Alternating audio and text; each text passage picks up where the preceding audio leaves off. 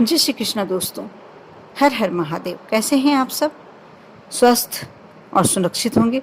दोस्तों, एक सामग्री, एक जो अमूल्य अमूल्य हो सकती है। आप, ये छोटी सी वस्तु है, बिल्कुल सस्ती, लेकिन हिंदू धर्म में, सनातन धर्म में, किसी भी धार्मिक कार्य में, अनुष्ठानों में, मांगलिक कार्यों में, यज्ञ में इस कार्य के बिना संपन्न नहीं होता है। इसका धार्मिक महत्व भी बहुत ज्यादा है और ऐसा माना जाता है, यदि इस वस्तु का दान कर दिया जाए तो सोने के दान के बराबर पुण्य मिलता है। और कई ऐसे उपाय हैं इस वस्तु के, इस सामग्री के। बहुत ही सस्ते में मिलती है, बहुत ही सस्ते में प्राप्त होती है, लेकिन इतनी अमूल्य, इतनी कीमती कि आप इनसे छोटे छोटे यदि कुछ उपाय करते हैं, आपको जीवन का सारे सुख मिलते हैं। माँ लक्ष्मी का आशीर्वाद, माँ लक्ष्मी का वास होता है आपके घर में, सुख शांति होती है, ऐश्वर्य की प्राप्ति होती है। बहुत सारी समस्या जो आपके जीवन में हमेशा चलती रहती हैं, वो समस्याओं से मुक्ति मिलती है। जी हाँ, ये वस्तु है, छोटी सी वस्तु है जौ। आपने भी सुना होगा कि यज्ञ में जो हमेशा जब यज्ञ किया जाता है तो जौ की आहुति दी जाती है दान करने के लिए। ऐसा कहा जाता है यदि आप जौ का दान करते हैं तो सोने के दान के बराबर पुण्य की प्राप्ति होती है। यदि भगवान शिव पर, आप भोलेनाथ पर जो समर्पित करते हैं, आपको मोक्ष की प्राप्ति होती है। और इसके साथ साथ बिगड़े काम, यदि आपका कोई कार्य बहुत ही ज्यादा बिगड़ गया है, कोई कार्य में सफलता नहीं मिल रही, तो आप भगवान विष्णु को नियमित रूप से जौ अर्पित करें। व्यक्ति के बिगड़े काम बनने लगते हैं। और ऐसा भी माना जाता है कि अगर आप विष्णु भगवान को जौ अर्पित करते हैं तो वह सोने के दान के बराबर होता है। वहीं धन प्राप्ति के लिए गरीबों में जौ का दान बहुत ही उत्तम दान माना जाता है।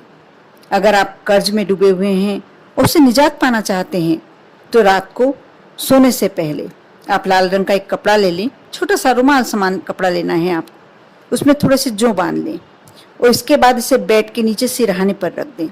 आप जहाँ सोते हैं अपने सिरहाने पर रख सकते हैं, अपने तकिए के नीचे भी रख सकते हैं। सुबह ये दाने कहीं ऐसी स्थान पर डाल दें जहाँ पक्षी इसको चुग लें। इससे आपकी कितनी भी बड़ी कर्ज की समस्या हो, कितना ज़्यादा भी कर्ज आप पर चढ़ा हुआ हो, उससे आपको छुटकारा मिल सकता है। मंगल के अशुभ प्रभाव को समाप्त करने के लिए जौ का बहुत ही अच्छा महत्व होता है, बहुत ही अच्छी भूमिका होती है। अगर किसी व्यक्ति को कुंडली में मंगल की बुरी दशा चल रही है, व्यापार में घाटा हो रहा है या वैवाहिक जीवन में परेशानियां बढ़ रही है, यदि आप नौकरी करते हैं, जॉब करते हैं, उसमें कोई समस्या चल रही है, तो 1.25 किलो जौ, आपको 1.25 किलो ही जौ लेना है और दूध से धोकर, आप आधा किलो 250 ग्राम दूध ले लें और जौ को उससे धोना है, दूध से धोना है। जिससे जल से धोया जाता है, आपको दूध से धोना है और घर के दक्षिण दिशा वाले कमरे में रख दें। आप सुखा लें थोड़ा सा उसको। आपने जो लिए, मैं फिर से समझाती हूँ, आपको अच्छे से समझ में आ जाएगा। आप 1.25 किलो जौ ले लें, उसे साफ स्वच्छ कर लें। उसके बाद थोड़ा सा दूध, 250 ग्राम दूध लेकर उसमें ये सारे जौ धो कर निकाल लें। जैसे जल में धोया जाता है वैसे ही आपको दूध में धोना है। और उसके बाद हल्की छाया में उसे कोई बर्तन में, कोई कपड़े पर सुखा लीजिए। उसके बाद अपने घर के दक्षिण दिशा वाले कमरे में रख लें और ऐसे स्थान पर रखें जहाँ किसी की भी नजर ना पड़े। किसी कपड़े में बांधकर इसे भारी चीज से दबा कर रख दें। इससे मंगल ग्रह की कितनी भी ज्यादा अशुभता आपके कुंडली में है, दूर हो जाएगी। यदि मंगल ग्रह के कारण ही शादी के, विवाह के योग नहीं बन पा रहे, तो भी आप यह उपाय कर सकते हैं। और यदि आपको ऐसा लग रहा है कि परिवार का कोई सदस्य लंबी समय से बीमारी से ग्रस्त है और बार बार आपके परिवार में बीमारियां आती जा रही हैं, तो आपको जौ का यह उपाय अवश्य कर देखना चाहिए। इसके लिए आपको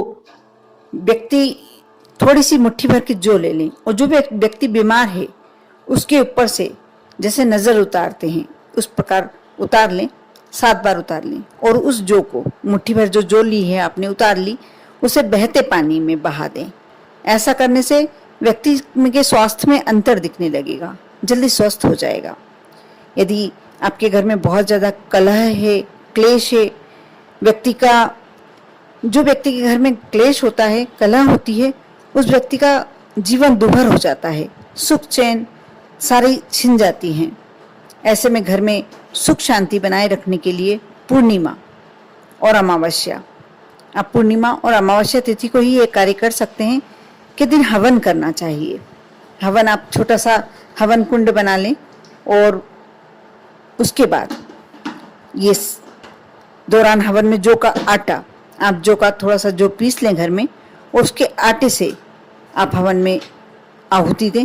ऐसा करने से आपकी जो घर में कलह है, कलेश है, वो समाप्त हो जाएगा और सकारात्मक ऊर्जा का वास होगा। घर में लोग बीमार कम पड़ेंगे, क्लेश समाप्त होगा और घर में लक्ष्मी का आगमन होगा, नकारात्मक ऊर्जा एकदम निकल जाएगी। दोस्तों, देखने में बहुत छोटी वस्तु है जो, लेकिन जो का धार्मिक रूप से महत्व बहुत है, शारीरिक स्वास्थ्य के रूप में भी बहुत ज़्यादा महत्व है, लेकिन मैं अभी उसकी चर्चा नहीं करूंगी। लेकिन हाँ, धार्मिक जो महत्व बताया है मैंने, आप उसमें से जो भी आपको लगता है आपके लिए आवश्यक है उपाय, आप अवश्य कर देखें, अवश्य आजमा कर देखें। आप देखना, जो भी आपकी प्रॉब्लम है, समस्या है, अवश्य समाप्त हो जाएगी आप पर और आपके पूरे परिवार पर। भोलेनाथ की कृपा हमेशा बनी रहे। आप आस्था रखें, विश्वास रखें, तो विश्वास के साथ उपाय करते रहें।